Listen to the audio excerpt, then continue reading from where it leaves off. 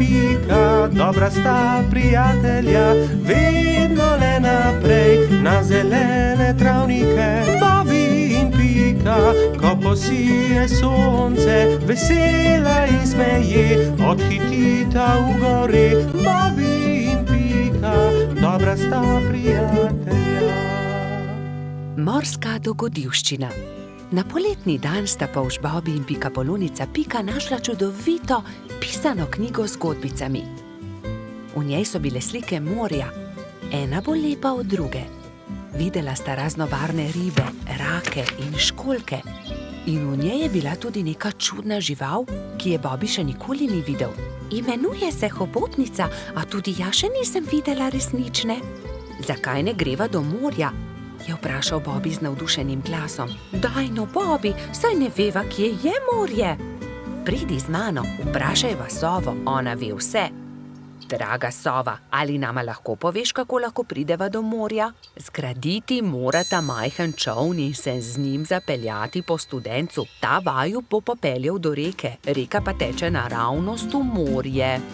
Bobby in Pika sta se zahvalila sovi za nasvet in se nemudoma lotila dela. 3 navdušene sovice so jima pomagale zgraditi čoln. Ko sta se prijatelja vkrcala na čoln, so ju valovi nemudoma odnesli stran in majhen čoln je hitro plul proti morju. Hurra, je zavpil Bobby, proti morju. Veter ju je hitro nosil naprej, najprej po studencu in nato po reki. Ni trajalo dolgo, preden se je modro morje razprostrlo pred njima. Tukaj sva, je vzkliknil Bobby in pogumno skočil v vodo. Povlekel je čoln proti obali in ga privezal na palmo. Pridi, Pika, potopiva se na dnu morja, je rekel Bobby. In v morju sta našla resnične čudeže, videla sta raka ter mu sledila na površje. Oprosti, ali nama lahko poveš, kje bi lahko srečala resnično hobotnico? Je vprašala Pika. Zagrabita moje klešče, pokazal vama bo majhen otok, kjer hobotnica rada posede naokoli. Rak je pomagal 2 prijateljema do obale ter nemudoma izginil pod gladino. Bobby in Pika sta skočila za veliko skalo. Bila sta prestrašena. Hobotnica je bila veliko večja, kot sta si predstavljala, in jo je prestrašila. Hobotnica se je odločila. Pobrala je nekaj kamenčkov in jih začela žonglirati z 8 lovkami. Bobbyju in Piki je bilo to zelo všeč. Mala Pikapolonica in polž sta se počasi prikazala izza skale. Pridita, je rekla hobotnica. Pokazala vama bom najlepše kamenčke na tem otoku. Bobby in Pika ter hobotnica so hitro postali prijatelji. Čas je tekel hitro mimo na tem malem otoku. Čas je, da se odpraviva, je rekla Pika. Z Bogom, draga hobotnica, zelo lepo te je bilo spoznati. Z Bogom, je odgovorila hobotnica in podarila vsakemu prijatelju svetleč kamenček. Bobby in Pika sta se usedla na čoln in poskušala zapluti naproti toku. Vendar jima ni uspelo. Oh, ne, Bobby, ne moreva pluti proti toku, izkrcati se morava s čolna. Pika je bila res prestrašena. Vidiš, Bobby, sem ti rekla, da se ne bi smela odpraviti na tako dolgo potovanje, je nadaljevala Pikapolonica. Prav imaš, Pika. Nenadoma se je kamen začel premikati. Zakaj si tako žalosten, mali polž? Je vprašal kamen. Bobby se je začel smejati. To ni bil kamen, to je bila želva. Moji prijatelji mavrične ribe začenjajo svoje dolgo potovanje. Plavali bodo navzgor po studencu, vso pot do izvira. Prepričan sem, da vama bodo z veseljem pomagali ter vaju vzeli s sabo. Bobby in Pika sta se poslovila od želve ter se usedla na hrbet vodilne ribe. Ribe so se postavile v vrsto in se odpravile proti studencu. Ko je nastopil večer, so ribe že dosegle jaso, kjer je stala Pikapoloničina pikčasta hiška. Bobby in Pika sta se zahvalila ribam za pomoč, one pa so nadaljevale svojo pot. Vidiš, Pika, lepo je, če se vse dobro konča, je rekel polž modro. Bobby in Pika, dobra sta prijatelja. Rojstni dan ježa Sama. Nekega poletnega dne so se polž Bibi, Pikapolonica Pika in drugi prebivalci gozda skupaj igrali na travniku. Izmenično so potiskali drug drugega na gugalnici iz listov bukve. Kako dobro se more biti gugati, škoda, da mene ne izdrži, je žalostno vzdihoval jež Samo. Drugi so se brezidejno spogledali. Samo bo imel naslednji teden 10 let, je dejala Pikapolonica. Res je, 10 let bo imel, je kimal polžek. Le česa bi se najbolj veselil?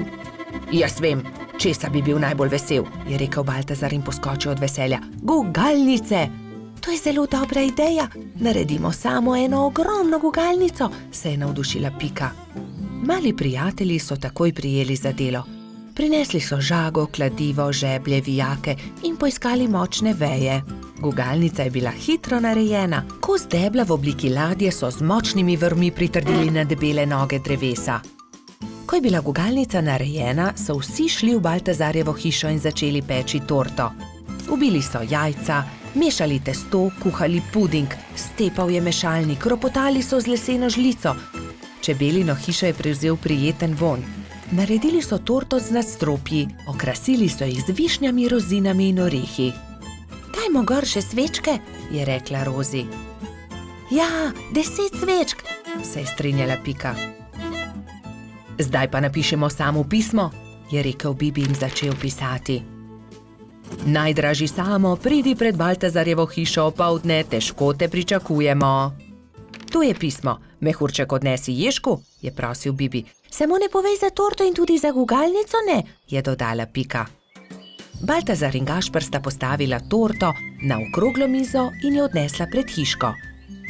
Na travniku so se mali mravljinčki ravno igrali slepe miši. Najmanjša mravljica je treščila naravnost v mizico.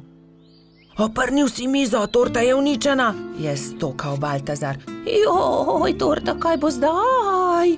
Je stokala tudi Pika. Kmalu bo prišel jež Samo in ne bo imel rojstnodnevne torte, je žaloval Bibi. Male mravljince je bilo sram. Nenadoma se je oglasil eden od njih. Naberimo veliko sadja in zgradimo iz njega ogromen kupček. To bo skoraj kot torta, ne? To je dobra ideja, je povedal Gašper. Tako ali tako ima raje sadje kot torto. Bibi, Pika, Baltazar, Gašper in mali mravljinci so začeli nabirati sadje. Pomagal je tudi koloradski hrošč Edi, kačja pastirka Zefira in vrtna hroščica Lili. Kmalu se je nabral lepo velik kupček.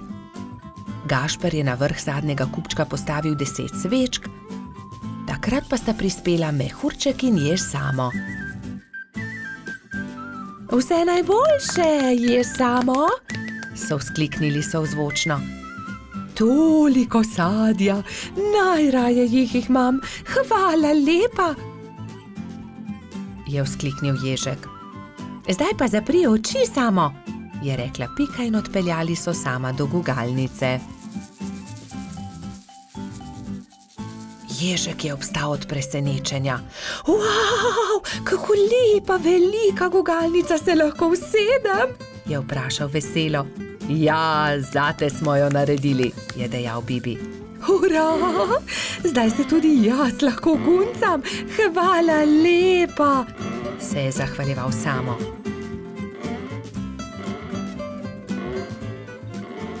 Ko je padla noč, so se nehali guncati. Obkrožili so kupček sadja in začeli malicati. Hrustali so, dokler od kupčka ni ostalo čisto nič. Preostala jabolka in hruške so nabodli na Samove bodice in on jih je odnesel v svojo hiško z mahovo streho. Srečen je zaspal in mislil je na to, da se bo jutri spet guncal s svojimi prijatelji. Bobi in Pika, dobra sta prijatelja. Cmoki. Nekega jesenskega dne je Pikapolonica Pika skuhala slivove cmoke in povabila prijatelje na kosilo. Prišli so Bobi, Baltazar, Gašper in Rozi. Skupaj so pogrnili mizo in se usedli. Pikapolonica je dala po 3 cmoke na vsak krožnik, Bobi, Pika in Rozi so bili kmalu siti. Slivovi cmoki, obožujem jih, 5 jih lahko pojem, Je dejal trod Baltazar. Samo 5, jaz jih lahko 7. Je dejal Gašper. 7, dobro, potem jaz 8. Jaz pa 10, je izjavil Rogač.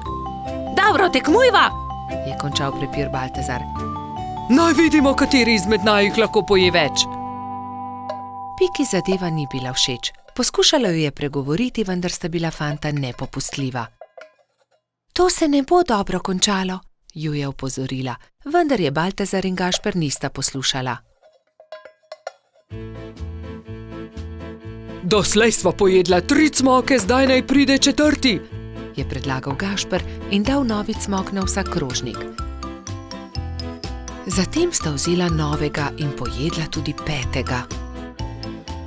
Po 5. sta pojedla 6. Po 6. sta pojedla 7. Po 7. sta pojedla 8. in po njem 9. Zdaj pride 10, še zmoreš? Je vprašal Baltazar. Seveda lahko pojem 2-krat toliko. Je rahlo zamahnil Gašper. Ko sta pojedla zelo veliko cmokov, je oba začel boleti želodec. In bolel je čedalje bolj in bolj. Tečem po doktorja Sovo, je dejala metuljčica Rozi. Doktor Sova jo je pregledal in začel jezno govoriti. No, kdo je že videl kaj takega? Seveda vaju boli želodec. Oba sta pojedla po 15 cmokov. Pa še to, da se je tekmovanje končalo neodločeno. 3 dni bosta na dieti, ne smeta jesti nič drugega kot le kuhan krompir. Ampak ravno jutri bo prišel v naš gost prodajalec rogljičev, se je oglasil razdvojeni Gašper. Zelo mi je žal, ampak se jim bosta odrekla.